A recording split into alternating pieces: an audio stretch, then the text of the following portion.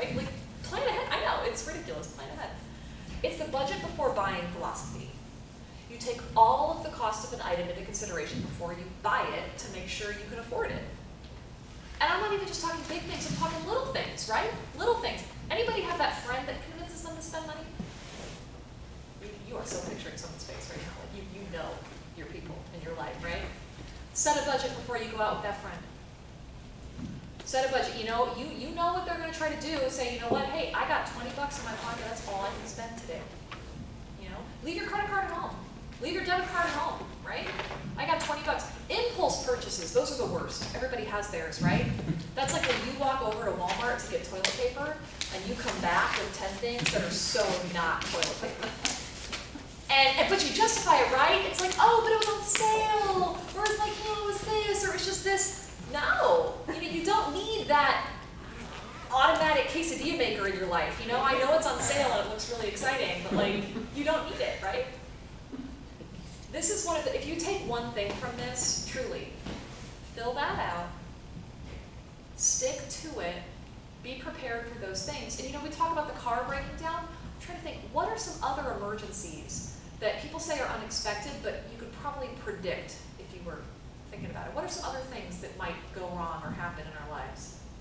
Yeah. Wouldn't it be like a lot of young kids coming into universities? Mm-hmm. They have a concept of what the university is because what they hear or what they Right. see on TV, the Yes. way, or the glamour and all Right. that. And a lot of them like to want to get accepted by certain groups of their peers or to certain clubs, so they spend Yes. a lot of money to try to impress. Absolutely.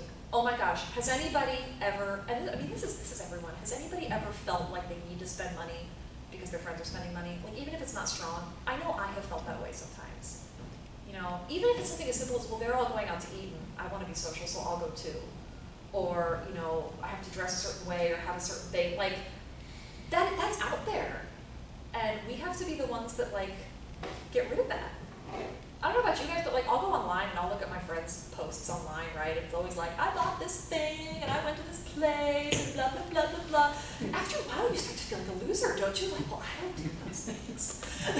I don't have those things. My friends are living this life that, I just don't have, right?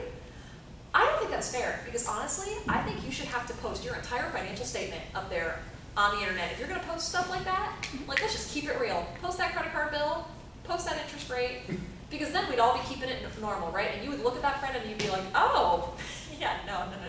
I'll take my financial statement, thanks. I'll take my ragged clothes and my cheap car because you're gonna wake up one day and just be like, ooh. Medical expenses. People never think, okay, nobody wakes up in the morning and says, ooh, today is the day I'm gonna fall and break some bones. Let's do it. The more expensive, the better. Yes. And especially with younger college students because they think they're invincible, right? Like, oh, we never have problems, right? It happens. That's what people save for. That's what people save for. And I hate to be all negative about it and all worst case scenario about it, but that's kind of what you have to think about when you budget, right? I mean, let's be real. Growing up's kind of like a bummer, But that's the kind of stuff we have to think about. Predict the unexpected in your budget. So the last thing we're going to kind of cover is just paying for college and how much it can be difficult. Yeah, the first thing everybody said, is go get a scholarship. Find a scholarship. Now, they're out there, right? And even if you didn't get one your first year, your second year, or third year, they're still out there. I'm not saying they're going to be easy to get. But if you don't look, you 100% will not find them. I talked to so many people who were like, oh yeah, well, I tried, I didn't get anything. Okay, well, you must have applied for a lot. How many did you apply for? Well, the one. Good. I'm really proud of you for doing that one thing. Good. I mean, I don't know about you guys. I applied for 50 scholarships easily. Even the ones that I didn't even think I'd get. I'm like, yeah, sign me up. Let's see what happens, right? I have a question. Yeah. Yeah, when you hit the 600% Pell Grant mark, you have to take out student loans and scholarship. Mm-hmm. That's right. So you want to look at the federal money by filling out the FAFSA and making sure that you're seeing what federal money is available to you. And then ASU has scholarships that brings people. Also though, it might be your saving, it might be working. I remember I worked all through college. I worked all through college to help pay for it. And I worked all through grad school. I mean, it was just doing what I could, you know? And they weren't always super fun jobs. I remember one job, I was working at Baskin Robbins ice cream. Yeah, free ice cream every time you work. Oh my gosh. But seriously, those kinds of things, all the research shows that if you're a full-time student and you work 20 hours a week, so no more than that, we're talking about a part-time job, you do as well, if not better, in school than your peers who aren't working. Because what are you doing? You're having someone help you manage your time. You're doing something else besides just school. I'll look at these, sophomores in college who are like, oh, I don't have time to work. I had to get up so early this morning. It was like 10:30. And I just want to be like, do you hear the words in your mouth? Like, what are you talking about, right? I just really want to reinforce that student loans are the last option. I'm not going to pretend you're never going to have to take out a loan. I mean, that's real life, right? But notice how it's the fourth option and not the first, right? I don't want to call it the easy way out, but like, it kind of can be. Because this is the only option up here where it's like, well, I'm going to do this now, but pay it later. If you do have to take out student loans, be able to answer these questions. How much do you have out in student loans right now? What's your interest rate? And is it subsidized or unsubsidized? Were you going to ask me that? So many students don't know the answer to those questions. Your interest rate's important because that affects what you're paying back. Whether it's subsidized or unsubsidized makes a huge difference. Anybody want to clue me into the difference before I go over? Yeah.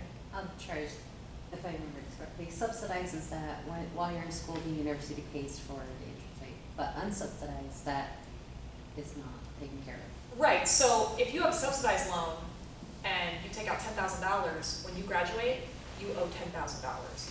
The government has subsidized your interest. They are paying your interest while you're in school. If you have an unsubsidized loan, you take out $10,000, when you graduate from school, you owe $10,000 plus all the interest that's been accumulating since day one of your freshman year. A lot of people don't realize that. Then they get their bill when they graduate, they're like, whoa, what's this? Well, you signed a piece of paper that said you understood this. So, right? Smart thing to do. Some students, if they've got an unsubsidized loan, they will calculate, well, I'm being charged, just to pull a number, $30 a month in interest, right? So I'm going to subsidize my own loan. I'm going to pay $30 a month to my loan every month so that when I graduate, I'll only owe $10,000. Like, I'm paying my own interest. A lot of people don't realize you could do that.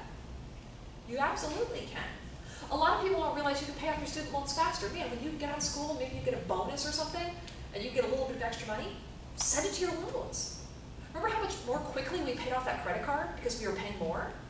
Yeah, do it. I mean, any extra buck, $100 you can get to throw it at that, it'll take years off your repayment.